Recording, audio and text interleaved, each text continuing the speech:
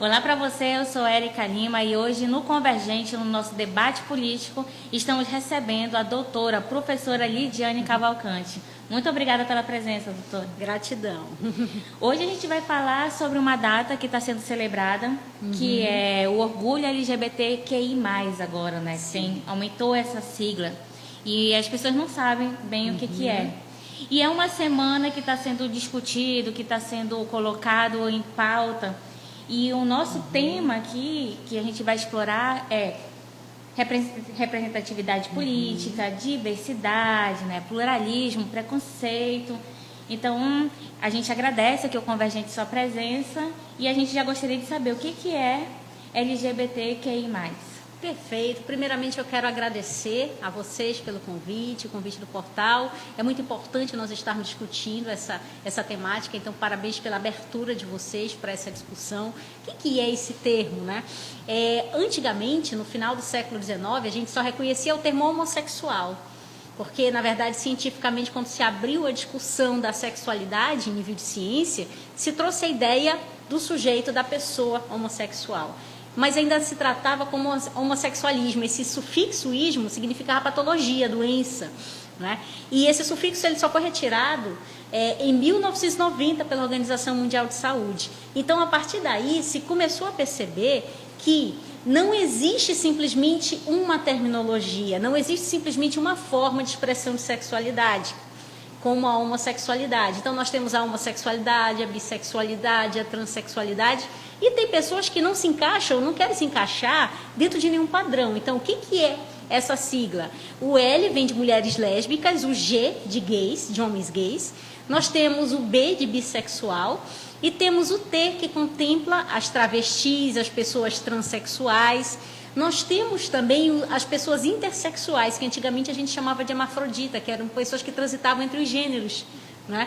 Pessoas, por exemplo, que nasciam com as duas genitálias eram reconhecidos dessa forma. E hoje nós usamos o termo para identificar a intersexualidade, quem transita entre os dois gêneros. Mas é importante também nós salientarmos que nem todo mundo se encaixa dentro dessa pequena esfera de diversidade. Existem pessoas que não sentem atração afetivo-sexual por ninguém. Então, nós temos o A de assexuais, que são pessoas que não têm esse desenvolvimento de sexualidade, não sentem essa convergência para nenhum dos polos. E esse mais significa dizer que nós contemplamos mais uma pluralidade. Tem tantas outras siglas que nós poderíamos colocar aqui, né? Então, esse mais significa justamente essas expressões a mais que nós podemos ter de sexualidade e gênero. Para você que está assistindo, o tema do dia de hoje é debate político. Então, eu vou aí fazer um papel realmente para tentar aprofundar com a senhora aqui essa discussão. E uma coisa que me chamou a atenção, quando você falou, né, que antigamente era a homossexualidade, né, e aí, há pouco tempo, nós tivemos uma discussão no Brasil, novamente, sobre a questão dessa homossexualidade ser uma patologia. Onde, inclusive, a categoria de psicólogos, né, alguns, não estou falando categoria, mas pessoas, psicólogas, colocaram que trouxe uma discussão que há muito tempo, né, já tinha sido colocado que não, né, o Ministério da Saúde não tem mais esse CID, ou existia um CID na história. E aí, para a gente começar a falar um pouco sobre um tema como esse, gostaria que você falasse um pouco sobre esse olhar patológico que a sociedade ela coloca para essa categoria. Perfeito. É importante a gente sinalizar também historicamente, esse viés patológico ele existiu, mas nós tivemos séculos e séculos de pesquisa, não é? A ideia da homossexualidade, que lá na Grécia Antiga a gente tratava como homoerotismo, já existia. Então, a diversidade sexual, ela está presente na esfera da humanidade desde que o mundo é mundo, certo? A diferença é que hoje nós temos as redes sociais, então se fala muito mais no assunto, né? Mas nós tivemos esse viés patológico, que ele foi internalizado sobretudo a partir do século XIX, quando se estuda a sexualidade a partir das ciências. E em 1977, nos Estados Unidos, cai essa ideia da patologia pela Associação Norte-Americana de Psiquiatria, né? E a Organização Mundial de Saúde, e outros países vão reconhecendo depois, a Organização Mundial de Saúde reconhece somente em 1990. Não é uma patologia, é uma condição humana como qualquer outra. Já que essa diversidade ela faz parte nosso contexto histórico de humanidade desde que o mundo é mundo. Mas no Brasil nós assumimos, infelizmente, como sociedade, esse viés conservador extremo que tenta resgatar essa ideia da patologia. Mas não existe cura para aquilo que não é doença. Então, tanto a homossexualidade, a bissexualidade, a transexualidade são condições humanas, são condições inerentes ao ser humano. E hoje a gente tem muita discussão, virou moda. Não, ninguém faz opção por sofrer preconceito. Né? Se a pessoa disser, não, a partir de hoje eu sou homossexual e se realmente não for a identidade dela, no primeiro preconceito ela pula fora. Desculpa, é esse termo mesmo que a gente utiliza. Né? Porque a pessoa, independente da classe social, ela sofre uma vida inteira de preconceitos. Né? E nós estamos no país que mais mata homossexual no mundo. O Brasil é um dos países mais perigosos do mundo para uma pessoa LGBTI conviver. Né? A cada 19 horas morre uma pessoa com identidade voltada à diversidade sexual. E a gente ouve, mas morre muito mais hétero do que LGBTI. Mas o hétero ele não morre por ser hétero. Ele morre em decorrência de um vírus HIV, ele morre em decorrência de um acidente de trânsito, por um homicídio qualificado. Mas os homicídios que são caracterizados para a população LGBTI são homicídios que mostram verdadeiramente requintes de crueldade relacionados à sexualidade. Então, a gente acabou resgatando essa ideia, infelizmente, como sociedade brasileira, de que é uma patologia, e isso torna muito mais perigoso para a comunidade LGBTI conviver no Brasil. Porque a violência hoje está legitimada no ponto de ônibus, ela está legitimada dentro dos serviços de saúde, ela está legitimada hoje dentro de uma delegacia. Né? Então, esse é o cenário devastador que nós temos. Vamos aprofundar um pouco mais. Você que está assistindo, a gente está conversando hoje com a doutora Lidiane Cavalcante, ela que foi formada pela UFAM, né?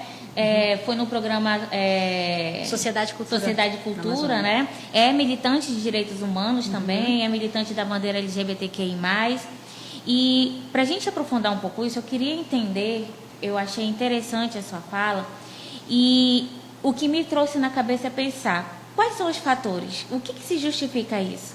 Por que ocorre esse preconceito na família, entre os amigos, né? Por que esse preconceito no Brasil, que você colocou, no Brasil se morre muito mais do que em outros países? Por que no Brasil, quais são os fatores, né? É a religião? É a questão da falta de educação? O que é? Nós temos fatores que vêm desde o processo de colonização do Brasil. O Brasil, como outros países das Américas, foi colonizado com base em saque e violência extrema. Então, dentro dessa colonização, se desenhou a ideia de que existe um padrão de sociedade para ser vivido. E esse padrão ele tem que obedecer ao que a gente chama de patriarcado. O patriarcado é um sistema de dominação masculino sobre feminino, em que o feminino é sempre aquele sujeito que está em segundo plano, sempre em plano secundário. Então, se criou uma ideia de que existe um padrão, e esse padrão também está direcionado a essas expressões de sexualidade.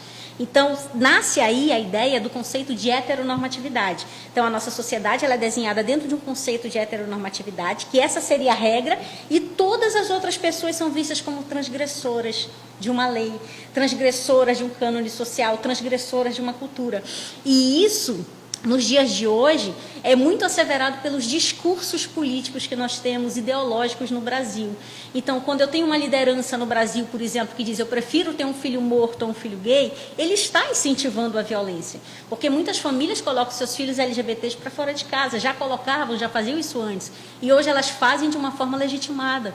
Né? Então, é dentro dessa perspectiva que se criou esse cenário extremamente conservador, intolerante e desigual.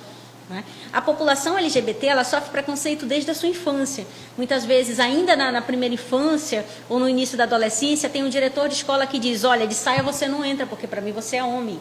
E ele está diante de alguém que está se firmando como uma menina trans. Aí em casa, a mãe diz, desse jeito você não fica em casa, porque eu tive um filho homem também. Tem muito aquela questão do binarismo de gênero.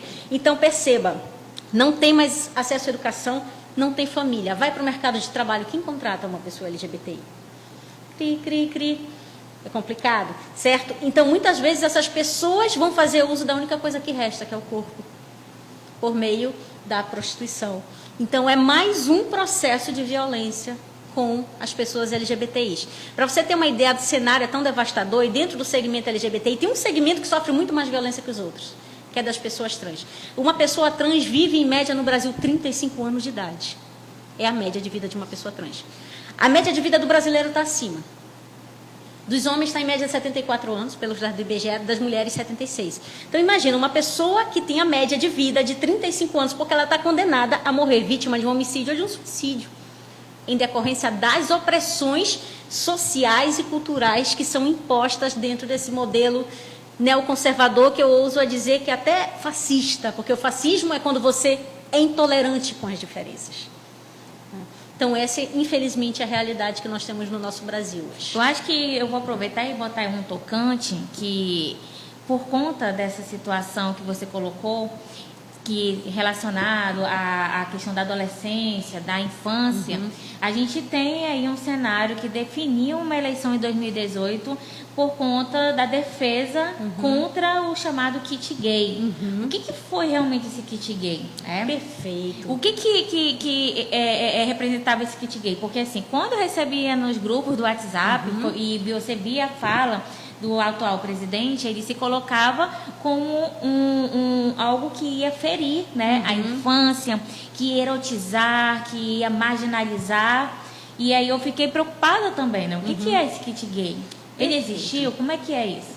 Não existiu e a gente tem como comprovar isso. O que acontece é que muitas vezes nós vamos nos fake news e a gente sai reproduzindo aquela notícia, na verdade, mas não tem ideia do que se trata. Em 2004, no Brasil, se criou um programa chamado Brasil Sem Homofobia. Isso na gestão presidencial da época. Por que se criou esse programa? Porque a população LGBTI, até então, ela não tinha nenhum direito assegurado, nem na Constituição Federal, na educação, na saúde, nada. Né? Então, se criou esse programa e com a primeira Conferência Nacional de Políticas Públicas para as Pessoas LGBTs, que aconteceu em 2008, se verificou que um dos grandes lugares de potencial de homofobia ou LGBTfobia são as escolas. Certo? O Brasil foi o primeiro país do mundo, é importante colocar isso, a fazer uma Conferência Nacional de Cidadania LGBT. Né? Aí, em 2009, então, surgiu uma ramificação do programa Brasil Sem Homofobia, que é chamada Escola Sem Homofobia. E dentro do Escola Sem Homofobia, o Ministério da Educação encomendou, abriu um edital grande para que uma organização de sociedade civil pudesse fazer uma pesquisa em nível nacional, mas que contemplasse pelo menos 11 capitais brasileiras para verificar o índice de homofobia nas escolas. Eu tive a oportunidade de ser pesquisadora naquela época, né? Então, assim, a pesquisa não foi feita de qualquer forma, pessoas para participar tinham que ser pelo menos mestres ou doutores, né? Na área de ciências humanas e sociais. Houve uma formação realizada nessa organização que ganhou o edital. O nome da organização é Reprolatina, Saúde Sexual e Reprodutiva, que conta inclusive com a participação de ex-professores da Unicamp, certo? E tem professores também de fora do país. Então, a pesquisa foi realizada em 11 capitais brasileiras. Entre essas 11 capitais, nós tivemos Manaus. E Manaus, para nossa surpresa, foi uma das capitais mais homofóbicas no resultado da pesquisa. Nossa. Não foi uma pesquisa marxista, porque as pessoas colocam logo Marx. Foi uma pesquisa... Logo que é o comunismo, né? Exatamente. Foi uma pesquisa de cunho fenomenológico, onde eu acredito que é perfeitamente possível analisar uma realidade sem interferir nela, sem dizer o que eu penso. Então, dali saiu um relatório e saiu também uma coletânea de artigos científicos, né? E como proposta para o enfrentamento da LGBTfobia nas escolas, a organização propôs a criação de um material pedagógico para professores. Professores, eu não estou falando de crianças. Não era para criança, não era para os pais. Não, para professores, materiais socioeducativos que mostrassem para o professor o que é uma orientação sexual, o que é identidade de gênero, para ele conseguir trabalhar com as terminologias dentro da sala de aula. Porque essa é uma lacuna que nós temos também no campo da educação. As nossas formações, sejam pedagógicas ou de bacharelado, elas não trazem esse assunto. Então, a ideia seria trabalhar esse assunto com os professores para que eles tivessem um norte para trabalhar com os alunos. Então, aquela ideia de que surge uma cartilha que vai sexualizar crianças a partir de 5 anos, isso não existe. Até porque nós temos o Estatuto da Criança e do Adolescente, Lei 8.069/90, que nos coloca a importância de proteger crianças. Mas a nossa ideia seria fomentar, com que esse professor tivesse a condição, certo, efetiva de discutir o assunto em sala de aula, para trabalhar ideias iniciais. Por exemplo, o que é preconceito, o que é violência de gênero. Quando eu trabalho o gênero na escola, por exemplo, eu ensino para a criança que existem partes do corpo dela que não podem ser tocadas. Isso, né? É uma questão de educação sexual, né? Porque a gente vê que tem muita violência nos lares, né? A gente vê casos dentro das famílias de pai, né? Até a mãe conivente também praticando atos de abuso sexual, padrastos, tios, primos, né? Então, isso são coisas que acontecem dentro das famílias, né? Você, como professora, como pesquisadora que atuou, eu vejo que você tem muito mais propriedade, eu não sei se você vai poder falar, mas, por exemplo, no questionário das entrevistas, quais são as perguntas assim que tinha? Do questionário da pesquisa? Não, da pesquisa, basicamente, nós faríamos uma pesquisa mais de cunho observacional, né? Então, nós observávamos as paredes da escola, os banheiros da escola, para ver se tinha frases homofóbicas. Fizemos grupos focais com os alunos para saber o que eles entendem por preconceito. Entendi. Né? O que é discriminação, se eles conseguem acolher a todos que chegam na sala de aula. Então, eram perguntas assim muito abertas, não tinham nada relacionado com a orientação como sexual. Que fazia sexo, não, posição. Nada. E um grupo focal com os professores, né? O grupo focal dos professores, a gente foi um pouquinho mais a fundo. Aí sim, o que você entende por sexualidade? Se existe o acolhimento das expressões de sexualidade na escola, e a gente ouviu as piores coisas. Nas redes sociais, correu muito a imagem, né, de uma cartilha já produzida e justamente colocando em desenho animado um menino, uma menina, né, com a questão das partes íntimas. Isso procede? Não procede. Inclusive, quando nós estávamos em campanha eleitoral em 2018, eu lembro que para uma emissora, o nosso atual presidente, ele levou para uma entrevista um livro dizendo aqui, eu estou provando para vocês que existe o kit gay. O nome do livro é Sexo e Companhia. É um livro que pertence a uma autora portuguesa que teve uma tiragem nacional para o português brasileiro e estava sendo vendido pela editora Saraiva. Não tinha nada a ver com... E não entrou não tem nada a ver do com Ministério da Educação na época? Não tem nada a ver com esfera governamental. Porque ele questionado, ele levou esse livro. Sexo e Companhia. A gente pesquisa lá na internet, está, é uma autora portuguesa, está sendo vendido pela editora Saraiva. Então, não tem nada a ver de material sendo produzido na esfera governamental para sexualizar criança, gente. Até porque, repito, nós temos um Estatuto da Criança e Adolescente que garante os direitos e a proteção. Né? Então, tudo isso foi uma grande fake news que foi lançada na época. Eu falo isso como pesquisadora da proposta, né? E como pesquisadora e assistente social, jamais iria a favor de uma coisa assim. É interessante, a gente tem que trazer justamente as pessoas que estavam à frente e que têm conhecimento, né, científico de causa para falar sobre isso. Então, acho que está sendo muito bom essa entrevista e eu aproveito, né, para a gente aprofundar um pouco mais para falar sobre direitos humanos, né, e representatividade política. A gente publicou hoje uma matéria, você pode acessar o nosso site, e nessa matéria a gente fala que hoje, no Dia Internacional do Orgulho LGBTQI+, que você também pode começar a aprofundar também o porquê que existe esse dia, que celebra essa data, de 2018, que foi a eleição, né, que definiu o presidente, que definiu o deputado federal, estadual, senadores, e a eleição de 2020, onde a gente teve definição municipal de prefeitos e vereadores, a gente viu 290 candidaturas, né, de pessoas trans, mulheres, homens trans, sexuais, né, e demais. E a gente viu que está aumentando o número de pessoas que estão concorrendo a cargos políticos, né, para representar essa categoria. Fala um pouco sobre isso. Perfeito. Essa questão da representatividade política ela é importante, porque hoje nós sabemos que nós temos, nos três poderes, né, a esfera mais conservadora da história do Brasil. Né? E isso tem se alavancado e ficado muito mais acelerado nas últimas eleições. Então, as pautas direcionadas ao público LGBTI, elas não passam, elas são engavetadas. Por exemplo, o STF fez o julgamento para equiparar casamento heterossexual a casamento também homoafetivo, ou seja, dá um direito às pessoas homoafetivas de fazer o casamento civil em 2011, mas isso foi pautado pela Marta Suplicy quando era deputada federal em 1996. Então, o legislativo ele não aprova nenhum tipo de pauta. Então, a ideia de nós termos lideranças que possam fomentar esse espaço político não é somente, inclusive, para lutar pelos direitos das pessoas LGBTI, mas para lutar pelo movimento negro, para lutar pelo movimento de mulheres, para lutar por outros tantos movimentos que, infelizmente, ainda são vistos como minorias sociais. Né? Então, é fundamental que nós tenhamos essas lideranças insistindo para entrar nesse cenário. Porque nós temos hoje uma situação em que o judiciário no Brasil faz o papel do legislativo. O legislativo não fez nada com relação à equiparação do casamento civil, aí o judiciário tem que julgar. Não é verdade? Com relação à LGBTfobia, o legislativo, desde 2001, tem essa proposta de projeto de lei constitucional, nunca colocou isso em votação, engavetaram várias vezes e, consequentemente, ano passado também o STF declarou que a LGBTfobia é equiparada a crime de racismo. Mas eu preciso do judiciário porque o legislativo não faz. Então, essa é a importância de nós termos lideranças tentando esse espaço político. Né? E a outra questão, de onde surgiu essa data, do dia 28 de junho? Essa data, na verdade, ela vem de um movimento que aconteceu em 1969, em Nova York. Existia um bar muito famoso que recebia a comunidade LGBTI, chamado Stonewall Inn. Não é? E esse bar recebia muitas batidas e investidas policiais na época, na tentativa verdadeiramente de dissipar todo aquele movimento e de impedir que as pessoas pudessem se reunir. Então, consequentemente, o que a gente visualizou ali? Na madrugada do dia 28 de junho, simplesmente houve mais uma investida policial, muita violência, e as pessoas se recusaram a sair do bar, a fechar o bar. Então, a partir dali, ficou reconhecido como uma rebelião, né?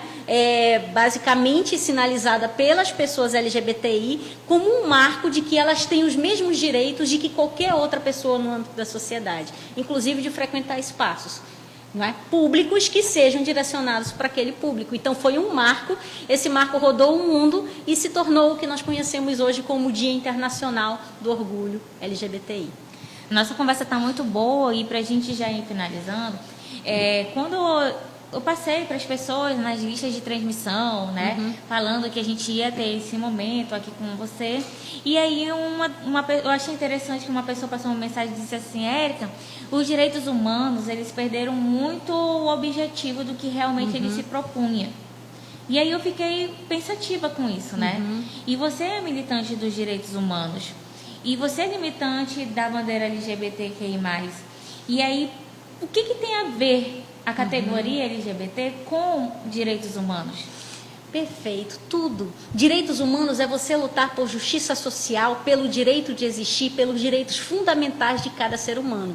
A noção de direitos humanos que a gente conhece, se a gente fosse voltar historicamente, a gente poderia lembrar lá da França, em 1789. Né? Mas eu vou trazer um pouquinho, já que aquela ali está bem lá atrás, né? Porque aquela noção de direitos humanos ainda era uma noção fechada, burguesa, capitalista, mas vamos trazer para cá, 1948, quando a ONU cria uma Declaração Internacional de Direitos Humanos. Por que em 1948? Após o segundo pós-guerra, para que aqueles horrores da guerra não se repetissem mais. Então, a noção de direitos humanos no tratado internacional é para que nós possamos defender o direito de